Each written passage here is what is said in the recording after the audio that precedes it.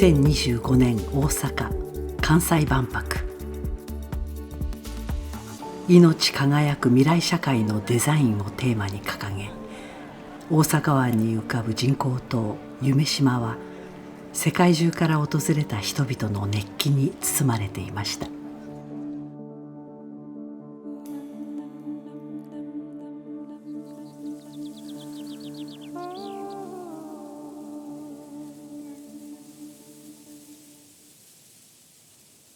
会場の中心部に現れたのは静けさの森。ベターコービーイング。あらゆる命がよりよく共にある世界。それを可視化したこの屋根も壁もない森というパビリオンをプロデュースしたのが科学者宮田裕章教授です。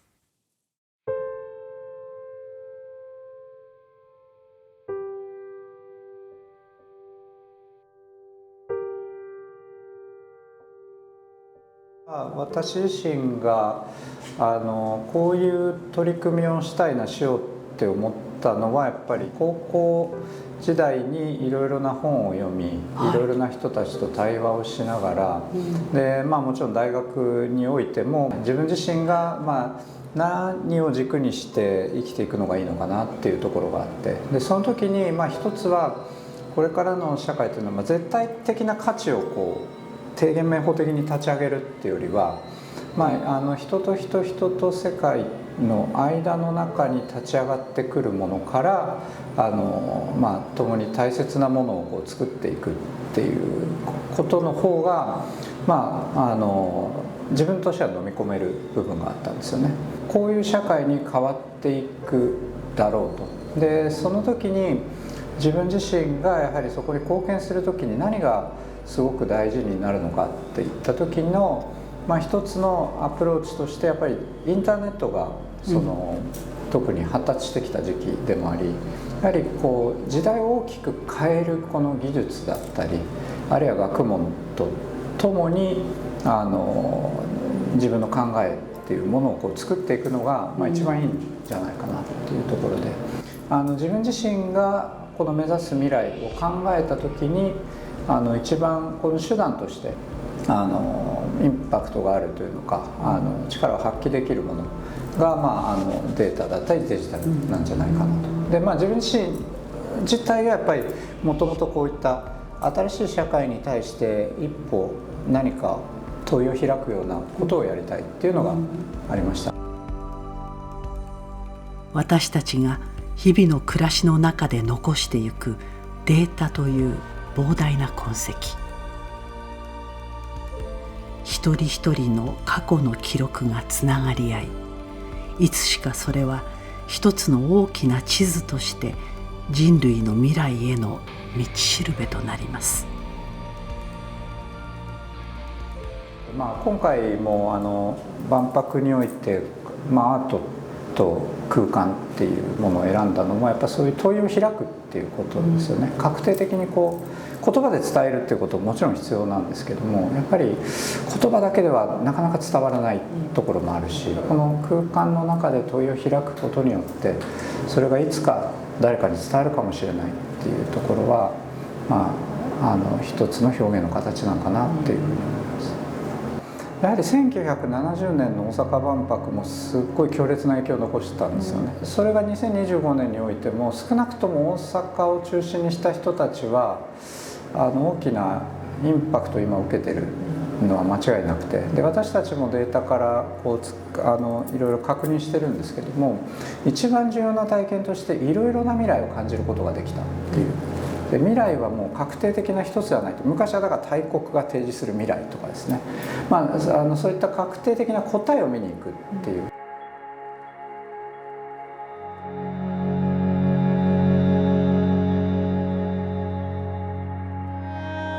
産業革命以降は経済合理性っていうものに飲み込まれていったんですよね。一つ前は農業革命なんで、生きる糧としての食料、それを確保するための土地、それを維持するための国っていう、そういう枠組みだったんですが、これが経済に置き換わっていって、でも経済っていうお金があることで人生の選択肢を広げられると。飢え死なない、もちろんあればあるほど幸せになるわけではないけれどもってみんな分かってはいたけども、お金に飲み込まれていったわけですよね。それ以外を可視化するのが難しいっていう。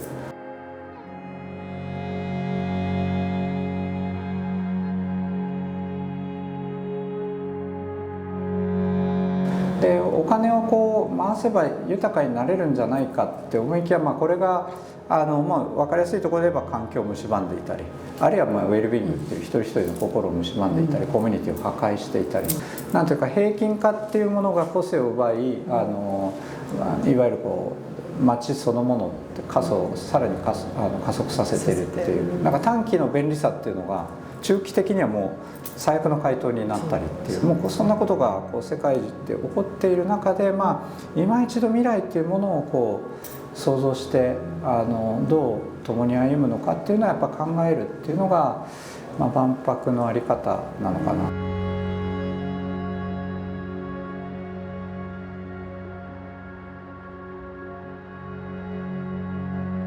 もう大国ですら見失ってるわけですよね、でもそれでもこれが大事なんじゃないかっていうふうに必死にあらゆる国が表現しているものを、みんながどれかが一番とかじゃなくて、いろいろ見ながら自分なりの未来像を感じてくれたっていうのが、そういったものを五感で感じる中である種分断を超えたような、そんな瞬間だったと思うんですけども。私たちがありのままで共にあること。宮田教授は日々データを読み解きながら、そこへ至る地図を描き続けています。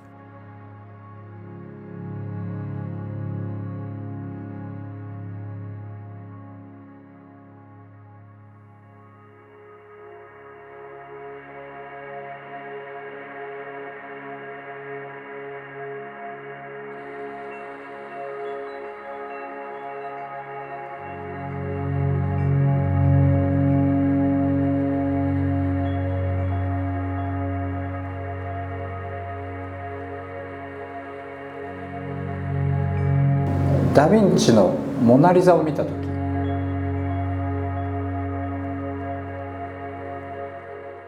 自分の中の転換点ですね。モナ・リザです。実際目にした時のやっぱり時が止まったように、止まったというのか、そこにふっと流れて微笑みを交わし合う瞬間に感性があるんですよね。絵なんですけれども、あったかも微笑みを交わし合ったような感覚にとらわれると、とにかくすごく感動したんですね。これが何なんだろうって思って、モナ・リザが微笑みかけてくれるで、その微笑みが結ばれた瞬間で、その体験そのものが自分が成したいと思っているものの一つの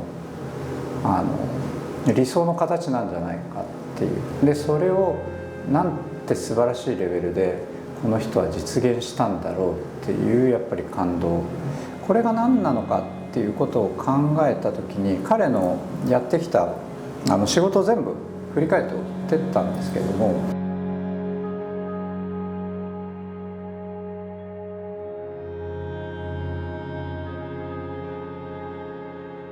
で彼はいろいろなものに手をつけて業績を残したりしてるんですけれども、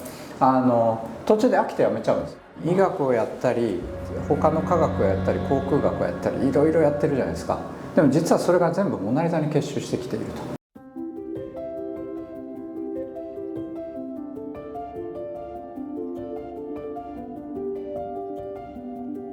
最近のダ・ヴィンチ研究で明らかにされた、もちろん仮説の一つでしかないんですが、ダ・ヴィンチはモナリザを描くために全ての仕事をやってたっていう説がの一つなんですよ。例えばモナリザのこの微笑みですよね。人間の筋肉を墓場まで行って解剖しながら中がどうなってるんだっていうのを、で研究尽くした上で表情筋を研究しつつスフマート画法って、ある種の油彩画の頂点の技法を使ってなんていうかふわっというような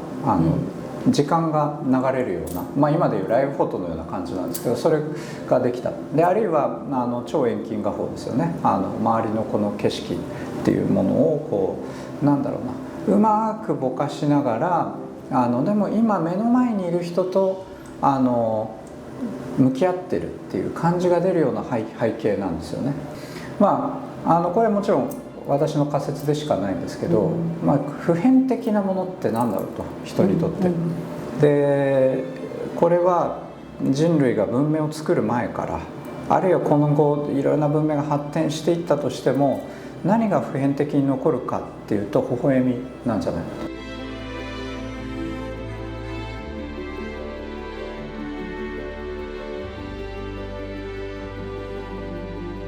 で人間の人格自体も微笑みから始まるんですよね。生まれた瞬間にお母さんとか重要他者に抱きかかえられて最初の視力は50センチぐらい